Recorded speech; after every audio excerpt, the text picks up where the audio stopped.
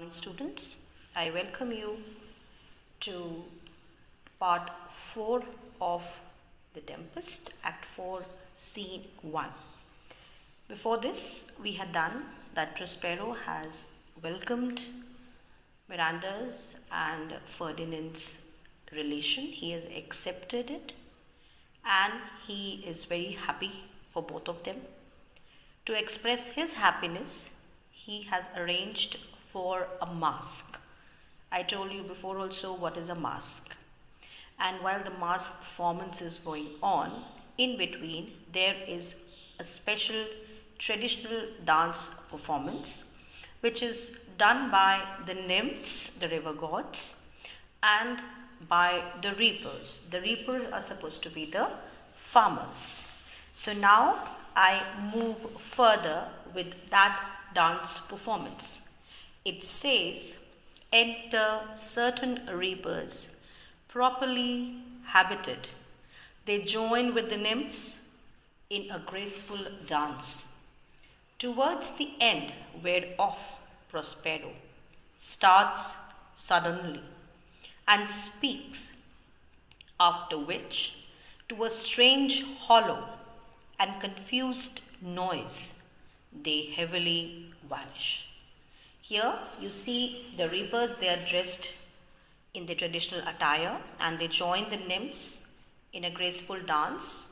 And towards the end of this dance, we see Prospero suddenly starts speaking. He is very loud, he is very strange, and in a very confused manner he is talking. And all of a sudden, all this dance performance and all these spirits, they all vanish. I move further with the speech of Prospero. Now Prospero is talking to himself aside.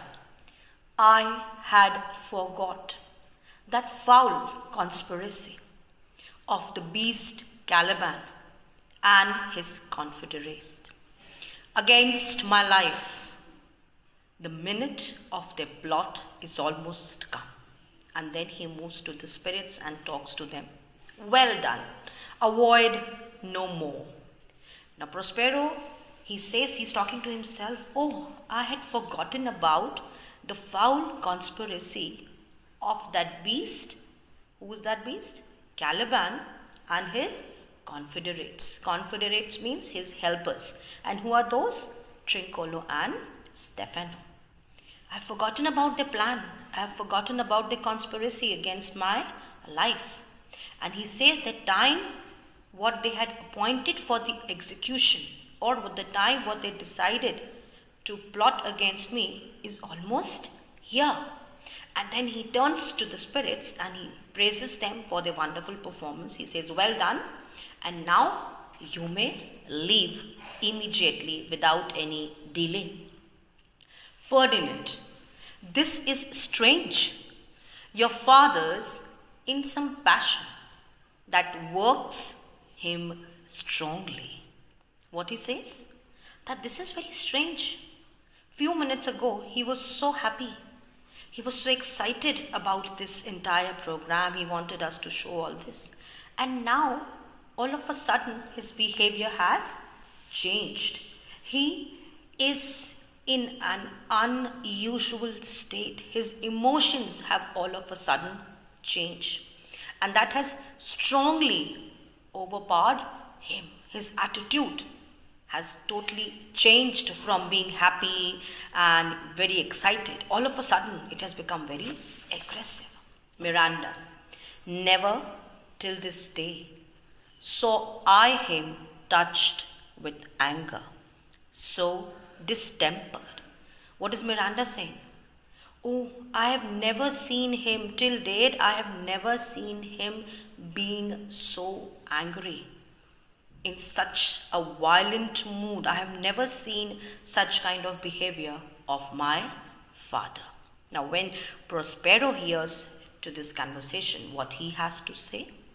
Prospero, you do look, my son, in a moved sort, as if you were dismayed. Be cheerful, sir. Our reveals now are ended. these are actors, as I foretold you, were all spirits and are melted into the air, into thin air. What is Prospero saying to Ferdinand? He's saying, my son, you look upset. You look as if you are scared. Don't be scared. Be cheerful. Be happy.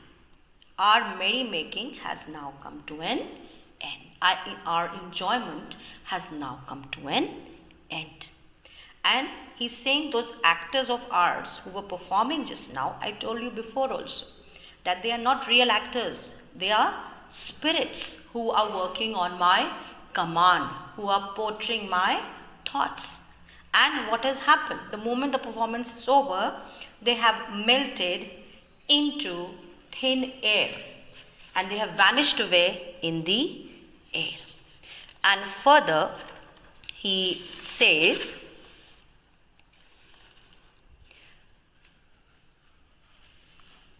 and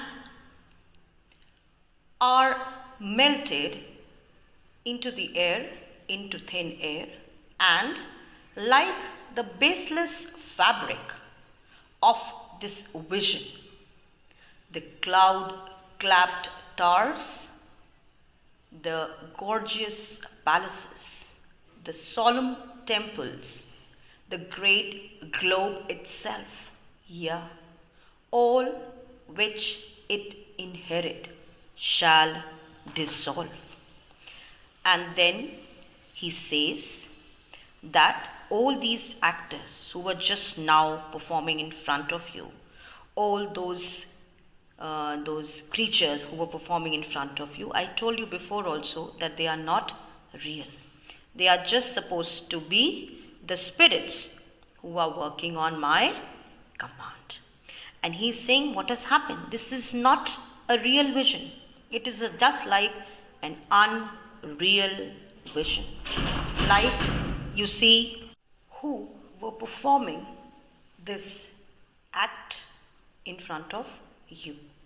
They are supposed to be my visions. They are supposed to be thoughts. And then he says that the great towers, that is the word he used, no? Cloud-capped towers. He says the great towers rising up to the clouds, the grand, gorgeous, huge palaces, the holy temples, even this great world with all its people will vanish away out one day like an unreal vision. He says that what you are seeing in front is like a baseless dream. Like the dream you see in the night and in the morning it vanishes away. So he's saying that what you are seeing at present, not only this, but this entire world, all these things which exist in this world, all of them will vanish away one day. And then he says, and like this insubstantial pageant faded, leave not a rack behind. We are such stuff as dreams are made on, and our little life is rounded with a sleep. Sir, I am vexed, bear with my weakness. My brain is troubled. Be not disturbed with my infirmity. If you be pleased, retire into my cell, and there repose. A turn or two I'll walk, to still my beating mind. He says, all that you see around, the towers, the temples, the palaces, even this entire world with its people will vanish out one day. It will fade out like this unreal vision, what you saw in front. And it will not leave any trace behind it. Nothing will be existing after that. He says we humans are made of the same substance as the dreams are made of. Today we are, tomorrow we die and go into our eternal sleep. Today we are here, tomorrow we won't be. Nobody will be ever, successful or will be in a position to find us anywhere on this earth once we are dead. So he says to Ferdinand further, Sir, I am annoyed. Be patient with my present condition. I'm a little upset. He said, don't worry about it. Be patient about my condition. I'm an old man. My brain is slightly disturbed, slightly tense. Let not my weakness, my stress, my tension trouble both of you, bother both of you. And if you wish, both of you, you go to my cell and rest there. I will take a round or two and my mind and my heart will become calm. My disturbed mind will become calm. So don't worry about me, don't bother about me, I'll be okay. Because I've seen this world, and when I saw this mask, what happened to me? He's just trying to divert Ferdinand from what he's thinking. So he's saying, you don't bother about what is happening to me at present. I'm an old man, that is why I'm getting disturbed. I know today I'm alive, tomorrow I won't be there. Today I'm here to celebrate with you this happiness, tomorrow I won't be there. So he's saying, don't worry about my stench, all this tension, all this stress. It will be over within few minutes. I'll go for a walk and my heart and my mind will be calm. Ferdinand and Miranda. We wish you peace and exit. Means they both are saying we wish you peace and happiness. And they both exit from there. Prospero. He's calling Ariel because he has to now look into another problem, and that problem is the plotting done by Caliban and his two friends. Those were supposed to be Stefano and Trincello. He calls Ariel. He says, come with a thought. I thank thee, Ariel, come. He says, come quickly like a thought, very quickly, as fast as you can come. Come here to me, Ariel, and I thank you to be present here every time when I require you. Re-enter Ariel. Ariel, thy thoughts I cleave to. What's thy pleasure? I am following your thoughts. I am following your plans. Master, tell me what is your wish or what do you want out of me? Prospero.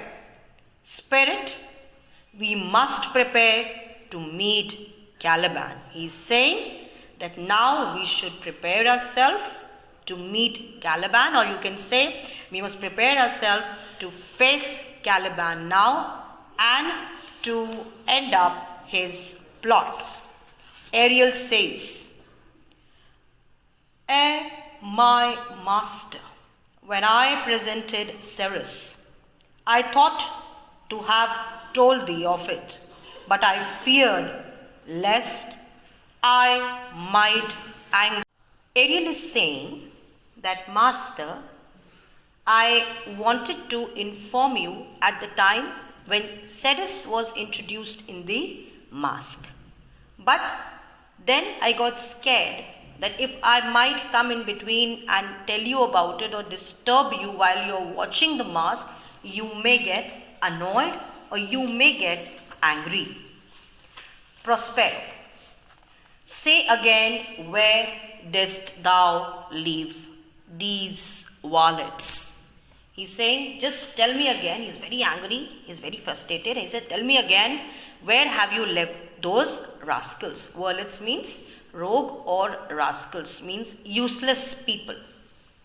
Ariel, I told you, sir, they were red hot with drinking, so full of valor that they smote the air for breathing in their faces, beat the ground for kissing their feet, yet always bending towards their project.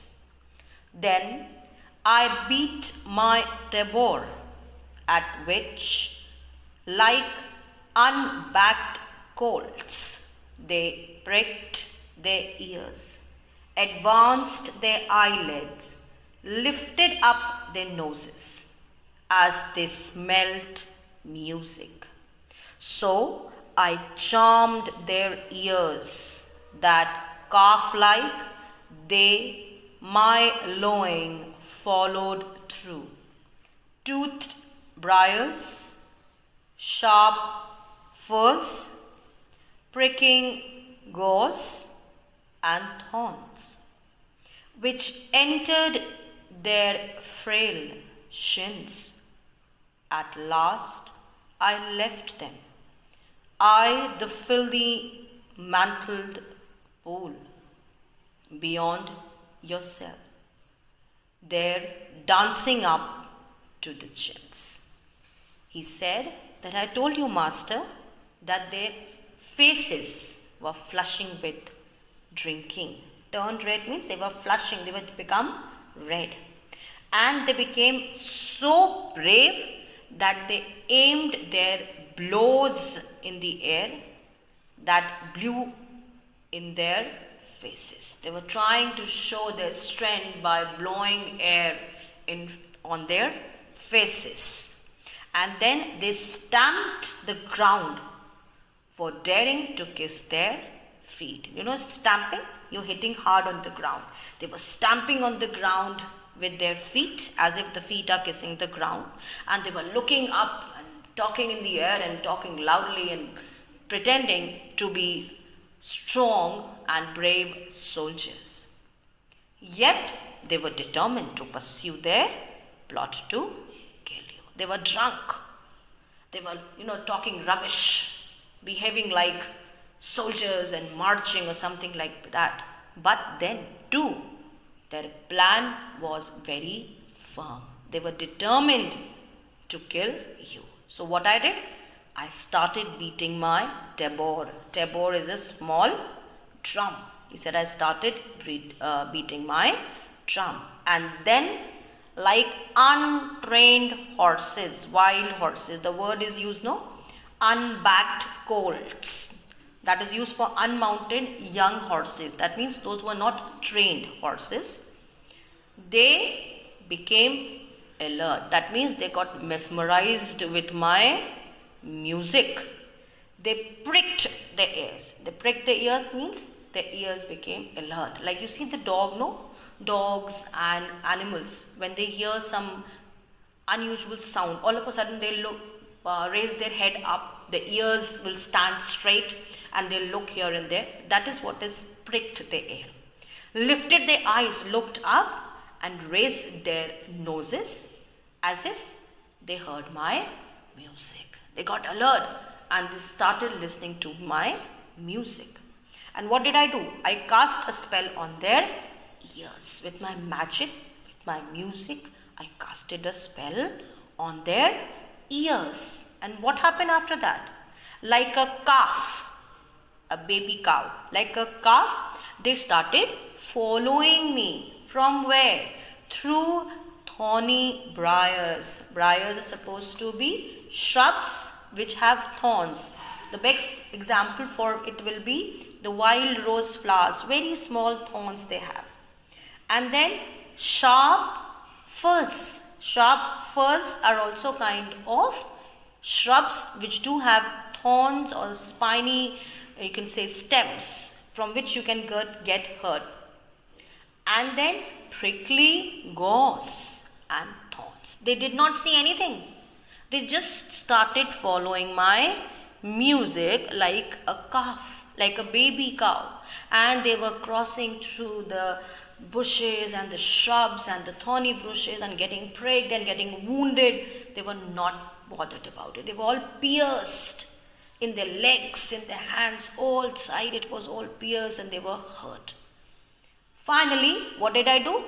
I took them to a dirty pool covered with dirt, smelling badly, that is in front of beyond your cell, and there I dumped them. Where? They were in dirt, covered pool with dirty water up till their chins. I took them and I put them in that pool. I dropped them in that pool. And they are sunk in that pool in their chins. They are all in that dirty and filthy water and they are all smelling badly. Now, why they could not, save themselves from falling into the pool? Because they were all mesmerized by the music which was played by Ariel. Or you can say they were all in the spell which was casted by Ariel. So, he is saying that I have dumped them into this dirty pool beyond your cell where they are all in dirt and all filth.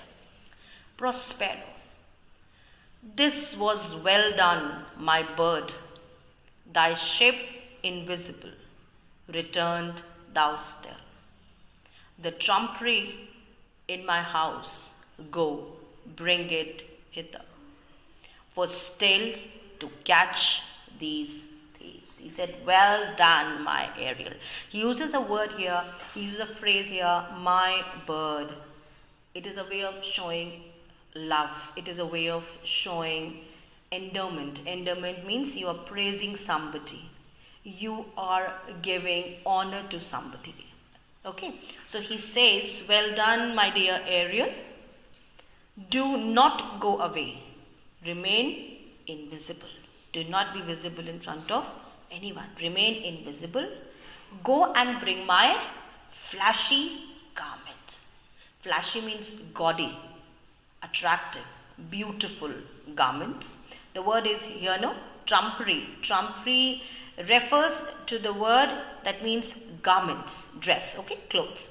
So go and get those flashy and gaudy garments from my house so that we can set a trap.